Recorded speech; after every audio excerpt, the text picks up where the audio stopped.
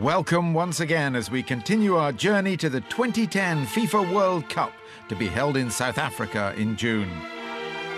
This week we focus on two more countries from the European zone. First up, England, who under Italian coach Fabio Capello are a side transformed.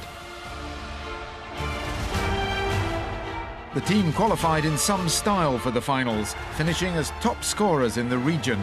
Leading that goal fest was Wayne Rooney. Could he be the inspiration behind a charge towards the country's second FIFA World Cup triumph?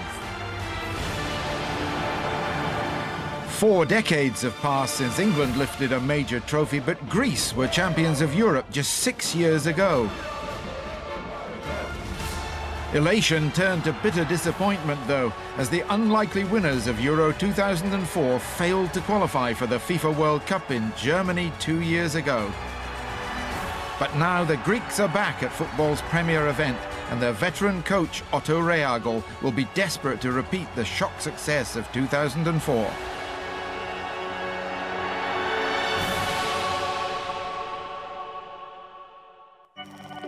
England are likely to be favourites to top Group C, where they'll face the USA, Algeria and Slovenia. Their opening match is against the Americans in Rustenburg. 6 days later, they face Algeria in Cape Town, before making the short hop to Nelson Mandela Bay for the game against Slovenia on June the 23rd. The 21st of November 2007 was one of the darkest days in recent English football history. Steve McClaren's team failed to qualify for Euro 2008 from a group that many commentators considered too easy, one that would provide little real practice for the rigours of the championship to be held in Austria and Switzerland. A 3-2 home defeat by Croatia finally brought the curtain down on the coach's reign. McClaren was sacked the following morning. The 14th of December 2007, and enter a new hope. The English FA once again turned to a foreign coach to lift a generation of talented stars out of their slump. Like Sven-Göran Eriksson before him, Italian Fabio Capello needed to satisfy an expectant nation that wasn't his own.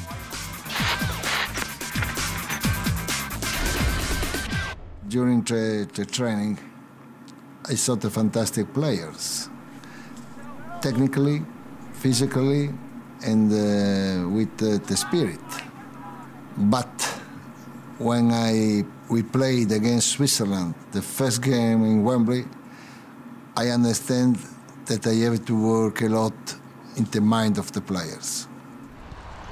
The Italian's impact was not immediate. His first 2010 FIFA World Cup qualifier was an underwhelming 2-0 win over Minnows Andorra. It was in the next game that the change Capello's leadership had brought became apparent. After the Croatia game, the team was another team. After this game, the confidence of the fans here in Wembley is really important for the players. Since the manager's come in, you know, he set the standard very high, you know, come in, changed a few things tactically. And I think from our very first game, you know, we looked a lot better as a group. We was all working for each other, and we got a few good results. So after a few good results came confidence. After that, the togetherness was there, and we went on from there, you know, strength from strength. And, you know, we're looking very good at the moment as well. Like any top international team, especially a nation that's home to one of the most popular domestic leagues in the world, there's huge pressure on England's players. But just how reasonable is it for the fans and media to expect so much from a country that has only won the FIFA World Cup once as hosts in 1966?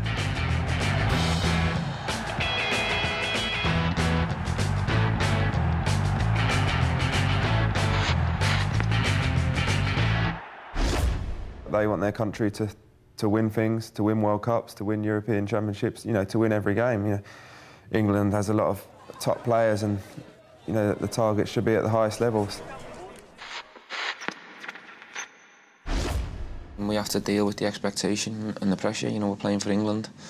You know, the supporters and the media are very passionate about the country, so we know there's going to be, you know, a lot of expected of us. So it's important that we, as players, try and cope and deal with that the best way we can. 4 years ago in Germany, the team failed once again to live up to the expectations of the English media and fans. Wayne Rooney's petulance in the quarter-final left the team with 10 men and preceded another shootout failure.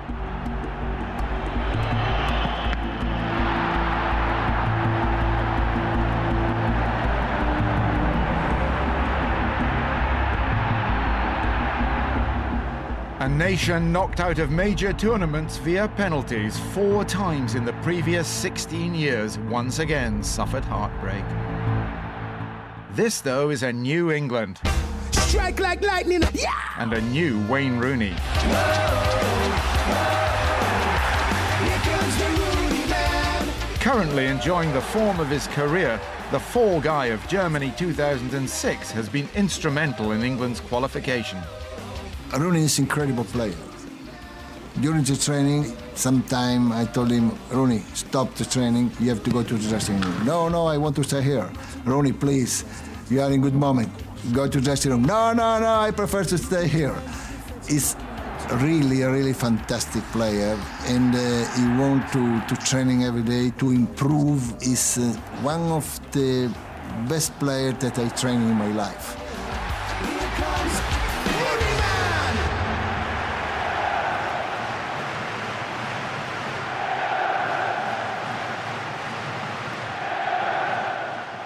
At the halfway stage, another brave performance maintained England's perfect record. The type of match that so often in the past had caused failure and recrimination now ended in triumph as a difficult Ukraine team were beaten 2-1.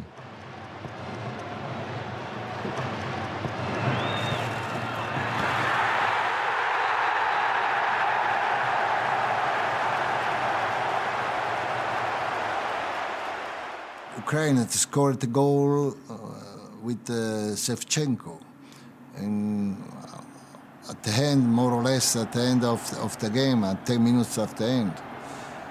But the reaction of the players on the pitch was fantastic, and we scored a goal at the last minute.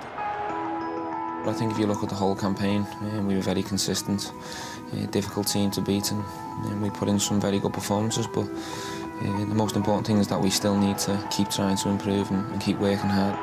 We know we're strong, we know we've got fantastic players, but the challenge now is, can we go and do it? Can we keep everyone fit and perform to the maximum of our ability? And if we do, we have got a chance.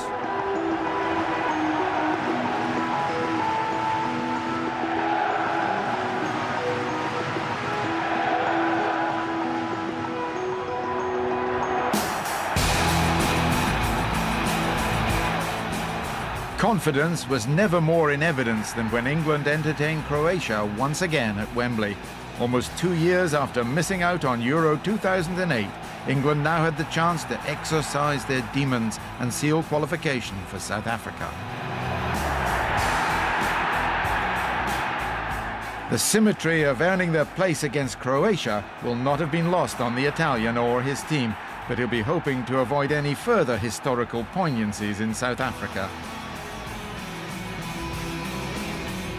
The draw has been kind to England, but their first opponents in the group phase are the USA. The last time the two teams met competitively was at the 1950 FIFA World Cup, where the amateurs from the USA defeated the professional English team 1-0. Well, looking at the USA game, I think that's going to be a very tough game. I think the improvement over there and with their players has come on leaps and bounds over the last 4 or 5 years. So the players and the manager will not be taking the game lightly.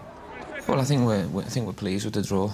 We're very confident that we can, qualify and get out of that group. But at the same time, you've got to show these teams respect. One potential fly in the ointment for England will be the absence of David Beckham. The veteran midfielder ruptured his Achilles tendon while on loan at AC Milan.